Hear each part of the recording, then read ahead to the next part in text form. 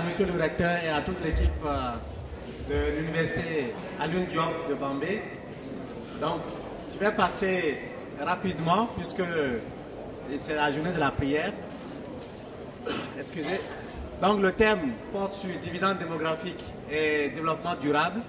Et nous travaillons avec le bureau régional UNFPA, donc le bureau Afrique de l'Ouest et du Centre, et avec lequel nous couvrons 23 pays, sur lequel nous travaillons sur les questions de l'exploitation du dividende démographique que vous avez vu tout à l'heure.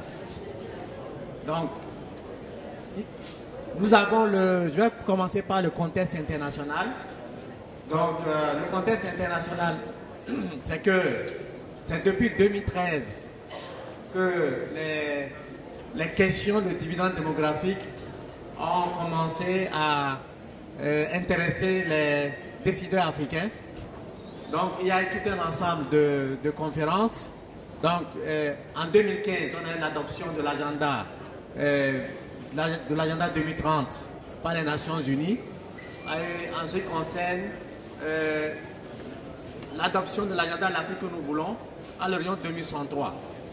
Et dans cet agenda, les chefs d'État africains donnaient leur engagement pour travailler sur les questions de dividendes démographiques et à long terme jusqu'en 2063 pour pouvoir développer l'Afrique avec la force des jeunes et des femmes.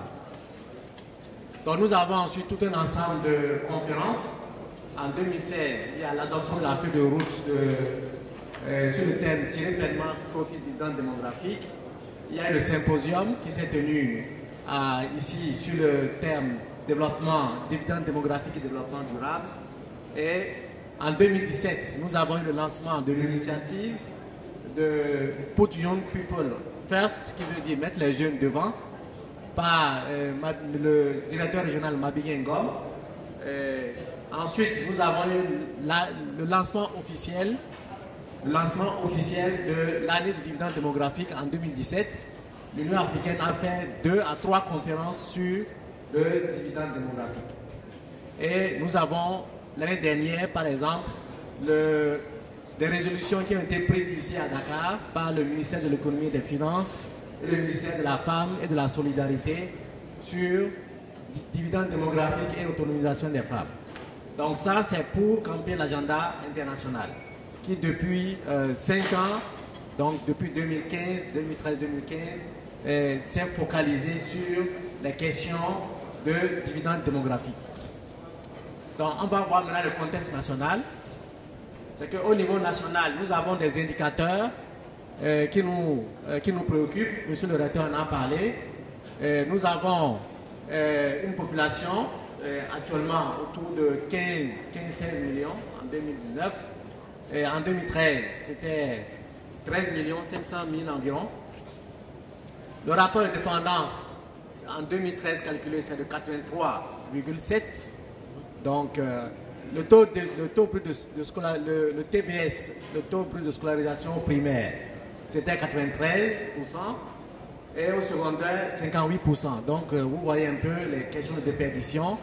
Au niveau de la santé, on a encore malgré les avancées, il y a des préoccupations. Le taux de mortalité maternelle, pour 100 000 naissances vivantes, on perd 392 enfants. Et pour le taux de mortalité infanto-juvénile, nous avons 72 pour 1000. Donc il y a 72 personnes jeunes, entre enfants et jeunes qui décèdent sur 1000 en 2011, selon les chiffres de l'ANSD. Et l'espérance de vie à la naissance est autour de 65 ans. Ensuite, sur les autres indicateurs, on a le taux de pauvreté, l'incidence de pauvreté qui est estimé à 47% en 2011. Le taux de chômage, 25,7%, estimation en 2015. Et le taux de croissance économique actuellement, autour de 7%, selon les prévisions de la DPE. Le PIB par tête, environ 732 000 francs CFA par habitant. Donc ça, c'est le contexte national, c'est dans ce contexte qu'on va travailler. Et ce contexte est en synergie avec les ODD. Donc nous avons les 17 ODD qui sont dans lesquels ce que nous faisons avec UNFPA, couvre 15 des ODD, dont on va le présenter tout à l'heure, et c'est en cohérence avec le plan Sénégal émergent. Et ça prend en charge les trois axes de l'Afrique que nous voulons, donc le document stratégique des pays africains et les 6 aspirations de l'Union africaine. Donc les trois axes du PSE, pardon, et qui sont en cohérence avec ce qu'on va appeler l'indicateur de suivi du dividende démographique, qu'on va appeler DDMI, Demographic Dividend Monitoring Index. Donc nous avons ici le cadre conceptuel. Donc l'Union africaine a défini 3 piliers, 4 piliers pardon, donc c'est ça, vous voyez, les piliers 1 à 4. Donc le pilier 1 c'est emploi et entrepreneuriat, le pilier 2 c'est éducation et développement de compétences, le pilier 3 c'est santé et bien-être, le pilier 4 c'est droit, gouvernance et autonomisation de la jeunesse. Donc le travail scientifique qui a été fait par le réseau entier, qui est le réseau international qui travaille sur les questions d'économie générationnelle, c'est de créer la synergie entre les différents piliers de l'Union africaine et l'indice que nous allons présenter, qui va permettre de voir comment les pays évoluent. Donc on a d'abord des liens qui sont des liens structurels. Donc on va lier par exemple le pilier 1 à la structure de la population, à l'économie subjective, à l'économie normative. On va lier le pilier 2 à l'éducation, le pilier 3 à la santé, le pilier 4 aux institutions et à la gouvernance. Donc c'est ce que vous voyez dans la colonne qui est liée. Et pour les approches théoriques, il faut trouver un fondement théorique qui soutient le fondement de chaque pilier. Donc pour structurer la population, le fondement théorique c'est la théorie du cycle de vie. On a 2 prix Nobel sur la question, on va y revenir tout à l'heure. Sur toujours le pilier 1, économie subjective et économie normative, c'est la théorie du bien-être. Et sur la question d'éducation et de santé, c'est la théorie du capital humain. Et sur les questions d'institution et de gouvernance, c'est la théorie de l'économie institutionnelle et la nouvelle économie institutionnelle. Ensuite, il faut trouver un fondement normatif. Le fondement normatif, c'est trouver le lien entre la théorie et la pratique. Et pour ça, on va voir qu'est-ce qui existe déjà, qui a été fait et qui a fait ses preuves. Nous avons, pour la théorie du cycle de vie, nous avons la méthodologie des NTA qui a été validée par les Nations Unies en 2013 à Busan, en Corée. Nous avons ensuite la méthodologie du Better Life Index qui a été validée, qui est la méthodologie utilisée par les pays de l'OCDE pour mesurer la qualité de cadre de vie, qu'on appelle Better Life Index. Ensuite, nous avons la méthodologie des dynamiques de pauvreté qui est développée par la Banque mondiale. Et pour les dimensions, les piliers 2 et 3, donc sur la théorie du capital humain, nous avons le PNUD qui utilise la méthode de l'IDH qui va être utilisée. Et pour la gouvernance et les institutions, nous avons la méthodologie des clusters, qui est une méthodologie tirée de l'économie régionale qu'on va voir tout à l'heure. Et ça nous amène aux dimensions, qui sont les dimensions de l'indice qui a été développé en synergie avec le bureau régional de l'Afrique de l'Ouest et du Centre sur les questions de population. Donc la dimension 1, c'est la couverture de la dépendance économique. La dimension 2, c'est la qualité de cadre de vie. La dimension 3, c'est les transitions dans la pauvreté. La dimension 4, c'est le capital humain étendu. La dimension 5, c'est les réseaux et territoires. Donc ça, c'est le concept de base qu'on va vous montrer tout au long de l'exercice de cette conférence. Donc, nous faisons le lien avec le PSE pour voir ce qu'on appelle à l'arrimage. Donc, le PSE a 3 axes. L'axe 1 du PSE, c'est transformation structurelle et de l'économie et croissance. L'axe 2 du PSE, c'est capital humain, protection sociale et développement durable. L'axe 3, c'est gouvernance, institutions, paix et sécurité. Donc, ce slide vous montre les liens, le lien fonctionnel et le lien normatif qui va exister entre le document de politique économique du Sénégal, qu'on appelle Plan Sénégal émergent, et ce qu'on va appeler le cadre de suivi du dividende démographique en Afrique de l'Ouest et du Centre, qui aujourd'hui est adopté par les pays africains. Donc, on va aller à notre slide. Donc, on va venir sur le cadre théorique et normatif, puisqu'on est à l'académie, c'est l'envie de rentrer, on va essayer de montrer les différents liens, parce qu'on a dit ODD, Objectif de développement durable, mais d'abord, on commence par définir la définition de pourquoi on fait tout ce travail. Ce travail est fait pour permettre d'avoir un outil synthétique qui va faciliter la compréhension de l'ensemble des informations qui sont relatives aux dividendes démographiques, que vous avez vu, qui sont transversales. Et aussi permettre le suivi, avoir le suivi et le système d'évaluation des différents pays ou des zones. Ensuite, l'indice, il est conçu pour être visuel. Donc, c'est un indice chromatique, donc il y a des couleurs. Et si on revient, donc ça a été déjà fait, on va gagner du temps. Donc ça, c'est les différentes dimensions. Il y en a 5, c'est 5 dimensions. L'indice de couverture de la dépendance économique, ICDE, l'indice de qualité de cadre de vie, IQCV, l'indice synthétique de sortie de pauvreté, ISSP, l'indice de développement humain étendu, IDHE, et l'indice synthétique réseau et territoire, ISRT.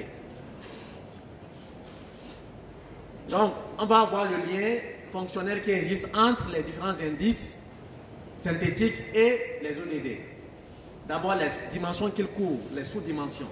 La dimension 1, déficit de cycle de vie, couvre à 5 sous-dimensions. Nous avons la consommation, le revenu du travail, le revenu du patrimoine, le flux de transfert, donc ces transferts reçus et transferts versés, et l'épargne. Et elle est liée aux ODD, donc SDG c'est en anglais, ODD 1, 3, 4, 5, 8, 9 et 10. La qualité de cadre de vie prend en compte le logement, le réseau social, l'environnement, l'engagement civique, la satisfaction à l'égard de la vie, la sécurité, l'équilibre, vie privée, vie professionnelle. Et prend en compte les ODD 3, 6, 11, 13 et 16. Les transitions de la pauvreté prennent en compte la trappe à pauvreté, ce qu'on appelle la pauvreté chronique, le basculement dans la pauvreté, les sorties de la pauvreté et la non-pauvreté pure. Et sont en lien avec les ODD 1, 2, 3, 4 et 10. Le capital humain étendu prend en compte l'éducation, la santé et le niveau de vie. Et sont en lien avec les ODD 1, 3, 4, 5 et 10. Les réseaux et territoires prennent en compte l'urbanisation, la migration, les flux financiers et les infrastructures de base et couvrent les ODD 2, 6, 10, 11, 16 et 17. Donc, ici, nous venons à la norme. Comment on normalise les différents indices. D'abord, l'objet de l'indice. Le premier indice, c'est l'indice de couverture de la dépendance économique. Donc, son objet, c'est de mesurer la capacité d'un pays ou d'une région à faire face à la demande sociale liée au déficit de cycle de vie, à la jeunesse et à la vieillesse. Et la théorie de base, c'est la théorie de l'économie générationnelle, dont nous avons 2 prix Nobel, Modigliani et Brunberg. Et nous travaillons au niveau international avec les universités de Berkeley et l'université d'Hawaï, où nous avons les collègues, le prof Andy Mason et Ron Lee, qui ont développé la méthodologie qui a été validée par les Nations Unies en 2013. Donc la mesure normative de l'ICDE, elle est donnée comme vous voyez, donc je ne vais pas insister là-dessus. On va prendre le surplus de ceux qui travaillent sur le déficit de ceux des jeunes et des seniors. Donc on va revenir sur ça après dans la discussion. La qualité du cadre de vie, il prend en compte, c'est un indicateur subjectif qui prend en compte l'ensemble des éléments qui entourent la vie d'une personne. Donc c'est l'environnement dans lequel on vit, c'est la question d'assainissement, c'est la question de sécurité, etc. Donc les théories de base, c'est la théorie du bien-être. Donc les auteurs principaux, Esterling, D'Agusta et Amartya Sen, donc les prix Nobel. Et la source principale de la méthodologie, c'est l'OCDE. Donc, on a vu qu'il y a 7 dimensions dans cette dimension. On va faire une moyenne pondérée de ces indices, de ces différentes sous-dimensions. Donc, ce qui nous amène à la dimension 3, c'est les transitions dans la pauvreté. Ce que l'ANSD calcule aujourd'hui, on appelle ça l'incidence de la pauvreté. Ici, on parle des états de pauvreté. Il y en a 4. Il y a l'état de trappe à pauvreté, qu'on appelle pauvreté chronique, l'étape de basculement dans la pauvreté, l'étape de sortie, l'état de sortie de la pauvreté et la non-pauvreté pure. Donc ici, nous avons 2 sous-indices qu'on calcule. L'indice de transition qui montre comment les gens sortent, les gens transitent dans la pauvreté, et l'indice de stabilité qui va nous montrer combien de gens peuvent résister au choc que nous observons. Pour le développement humain étendu, donc l'objectif c'est d'étendre ce que le PNUD fait au niveau des régions, c'est-à-dire au niveau infra. Donc c'est les théories principales, c'est la théorie du capital humain, c'est Schulz et Becker. Et Amartya Sen a ajouté sa méthodologie qui a été adoptée par le PNUD en 2015 avec la nouvelle méthode. Donc la mesure c'est une moyenne géométrique des indices sous-dimensionnels. Okay, on va. Les réseaux et territoires. L'objet, c'est de renseigner sur la mobilité territoriale et de décrire l'attractivité des zones. Ensuite, on va avoir les questions de migration humaine, les flux financiers, les liens entre services et la répartition des infrastructures sur un territoire. Donc, c'est la théorie de l'économie régionale, les théories des pôles économiques et l'économie institutionnelle. Slide. Bon, donc on va passer, ça c'est le résumé. Donc la mesure de dividende démographique ici est faite comme une moyenne géométrique de tous les 5 indices dont on a parlé. Donc ICDE, IQCV, ISSP, IDHE et ISRT. Et voici la grille de lecture. Donc quand on calcule l'indice pour un pays ou pour une région, si l'indice est entre 0 et 49,99, c'est que le pays n'exploite pas encore le dividende démographique. Donc il faut faire des investissements stratégiques pour pouvoir... Il reste. Quand on est dans le jaune, entre 50 et 79,99, le pays exploite moyennement son potentiel de dividende démographique. Et entre 80 et 100%, le pays exploite réellement son dividende démographique. Voilà. Donc, cela nous amène à voir ce qui a été fait. Donc, on a mis en place au niveau des différents pays. Il y a aujourd'hui 9 pays qui ont mis en place des observatoires pour pouvoir faire calculer ces indices. Donc, on peut passer. Donc, sur le Sénégal, donc on a les résultats du Sénégal, c'est ce qui nous intéresse. Donc, vous avez le profil moyen du Sénégal. Ce que vous voyez en rouge, c'est le profil de consommation par âge, donc de 0 à 100 ans. Ce que vous voyez en bleu, c'est le profil du revenu du travail par âge, de 0 à 100 ans. Donc vous avez le profil moyen et le profil agrégé. Si vous observez bien, vous allez observer que le profil moyen, le rouge, ça augmente, et après ça commence à descendre. À partir de 70 ans environ, vous voyez que le profil descend. Ça veut dire que la consommation des personnes âgées baisse avec l'âge. Et ça, c'est un signal que le vieillissement, nos seniors vieillissent mal. Ensuite, vous avez les pics. Le pic ici, au niveau du revenu de travail, profil moyen, c'est autour de 55 ans, où les gens ont les revenus les plus élevés, du revenu du travail. Du côté agrégé, ce que vous voyez, c'est en rouge, on a multiplié le profil moyen par la population, par âge. Et ce qu'on observe, c'est le déficit que vous voyez du côté rouge qui est élevé parce qu'on a beaucoup de jeunes Et quand on est jeune, c'est vrai, la première des choses, c'est qu'on consomme. On consomme d'abord. On peut ne pas travailler, mais on est obligé de consommer. Et vous voyez que le bleu, au niveau du profil agrégé, est relativement faible par rapport au rouge. Donc quand vous voyez cette dominance, c'est que le groupe d'âge est en déficit. Il faut lui faire des transferts pour qu'il puisse consommer. C'est à partir de 39 ans, de 35 à 60 ans, 61, 62 ans que les gens ont un surplus. C'est ce que vous voyez lorsque la courbe de profil agrégé en bleu dépasse le rouge, est au-dessus du rouge.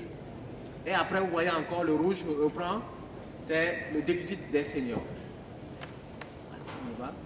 Donc, le calcul au Sénégal montre que la dépendance économique est à 37%. Ça veut dire que le surplus généré par les 30 à 62 ans, c'est 1260 milliards.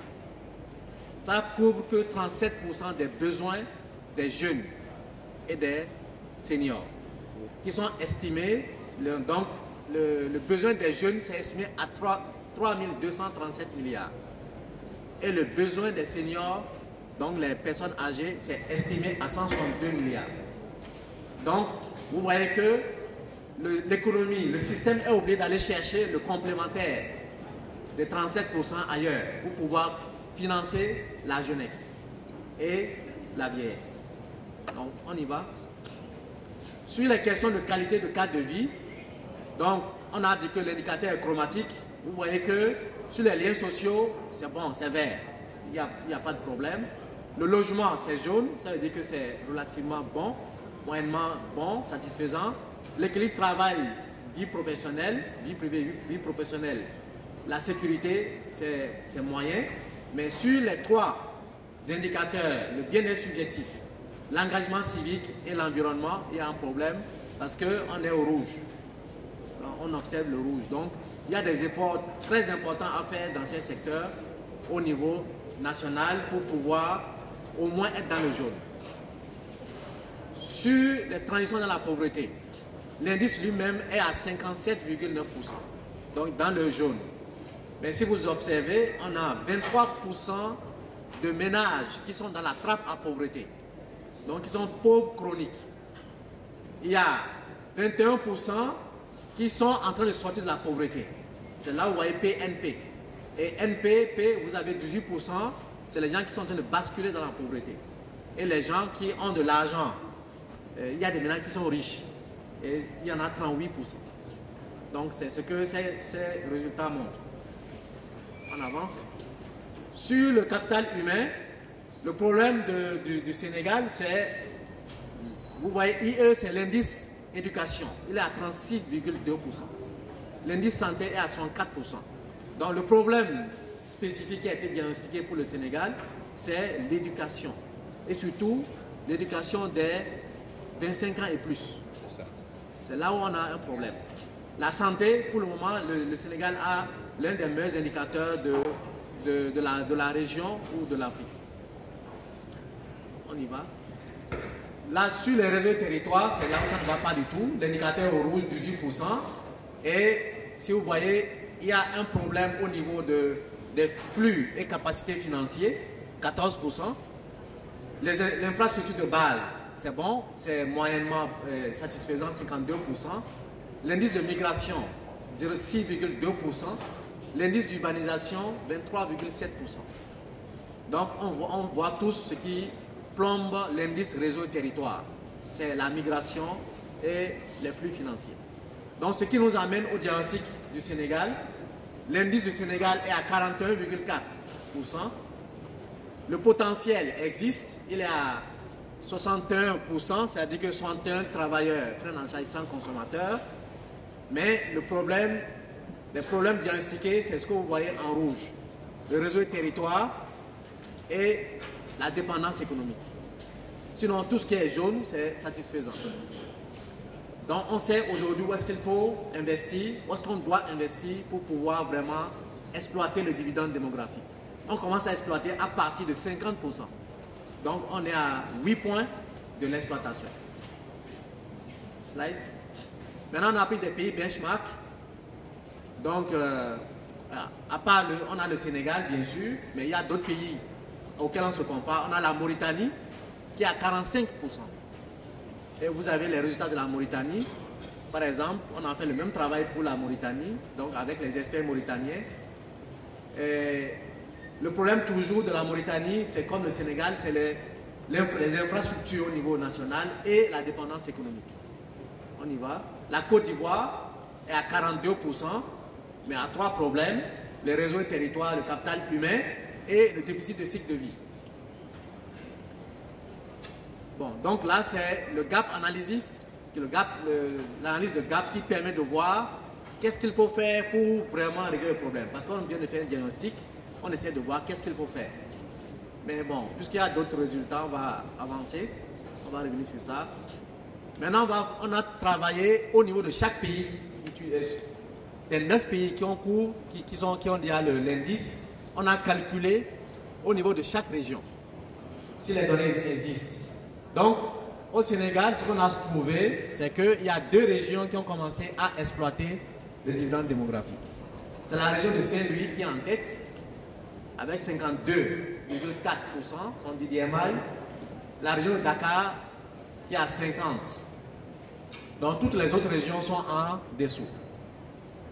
Donc, vous pouvez voir le diagnostic pour chaque région. Sur la région de Djoubel, où on a l'université de Bambey, la région n'a pas un problème au niveau de la couverture de la dépendance économique. Elle est à 58,3%. La qualité de cadre de vie, 61%. Les sorties de pauvreté, 52,8%. L'IDHE, 55,3%. Mais elle est plombée par les infrastructures. Donc, il y a un manque d'infrastructures. Donc, c'est ce que vous voyez au niveau du diagnostic. Vous avez 19,4%. Et la région qui vient en tête, donc, c'est Saint-Louis. La région qui vient en fin, c'est les régions de Sédhiou et de Kédougou, avec 31% et 28%. Et tout le monde connaît, pour ceux qui connaissent l'aménagement du territoire, tout le monde connaît pourquoi c'est ça, puisque c'est les dernières régions à venir dans le peloton des régions, Sédhiou et Kédougou. Okay. Bon, donc on a un certain nombre d'ouvrages qui ont été publiés. Donc ça, c'est l'ouvrage de référence du réseau, qui est le réseau des comptes de transferts nationaux. C'est un ouvrage des Nations Unies, puisque la méthodologie est aujourd'hui acceptée par les Nations Unies. Ensuite, nous avons les publications qui ont été faites sur le cas du Sénégal, pour montrer les efforts qui sont faits pour capturer le dividende démographique au Sénégal. Donc, c'est 2 volumes. On va aller. Voilà, donc c'est volume 1 et volume 2. Ensuite, nous avons le calcul de l'indice de développement durable au niveau de chaque région. Donc, c'est ça qui est publié dans ces 2 volumes. On peut y aller. Okay. Nous avons les ouvrages avec lesquels nous formons les pays. Donc, c'est la méthodologie de construction des comptes de transferts nationaux traduite en français.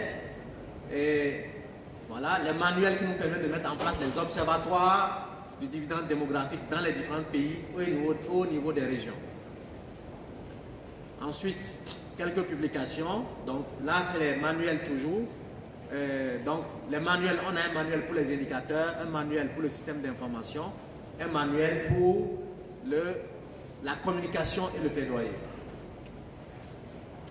Bon, là, c'est les publications scientifiques faites dans les revues scientifiques des collègues. OK. Maintenant, pour le partenariat, bon, puisqu'on est à l'université de Bambey, et comme le recteur est juste à côté, donc nous avons des partenaires. Donc nos partenaires, la plupart du temps, c'est des universités. Donc on a juste là, on a mis les autres universités, on a mis à l'UNDIOC, mais on n'a pas encore, on a un partenariat fonctionnel par les universités. Mais dans le cadre de ce réseau, on aimerait aussi profiter pour avoir une équipe de recherche qui travaille sur cette question au niveau de l'université à l'UNDIOC. Donc ça, c'est les partenaires nationaux. Et nous avons les partenaires académiques internationaux avec lesquels nous travaillons. Donc aujourd'hui, le centre régional d'excellence couvre tous les pays africains et donc on a environ plus de 50 universités avec lesquelles nous travaillons. Donc ça, c'est les universités de référence sur la question qui sont aux États-Unis, en Afrique du Sud, au Nigeria, au Kenya et dans la sous-région. Maintenant, pour les perspectives, ce que nous prévoyons, c'est déjà animer au niveau de chaque pays les questions de dividendes démographiques. Donc, les pays sont en train de mettre en place les observatoires des dividendes démographiques. Le bureau régional UNFPI est là, le bureau pays UNFPI est là, nous travaillons avec eux. Et il y a aussi le besoin de former des nouveaux cadres. C'est une nouvelle thématique. Donc c'est une niche. C'est une nouvelle thématique. Donc on n'a pas d'expertise.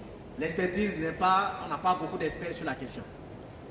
Donc c'est une thématique qui est née il n'y a pas longtemps, mais la question est vieille, mais la question elle-même elle est vieille. Mais l'expertise qu'il faut pour pouvoir embrasser cette question de dividende démographique, c'est une nouvelle expertise qui n'existe pas ou qui n'est pas assez représentée dans les différents pays. Donc, il y a un travail qui est en train de se faire avec le bureau régional UNFPI pour lancer un master professionnel, qu'on appelle Master Économie générationnelle et Développement durable, qui va commencer à la rentrée prochaine. Et aussi aider les pays, parce que chaque région du Sénégal, par exemple, aura son observatoire. Donc, il faut une masse critique importante pour pouvoir animer ce travail. Et c'est ce que je voulais vous présenter. Merci de votre attention.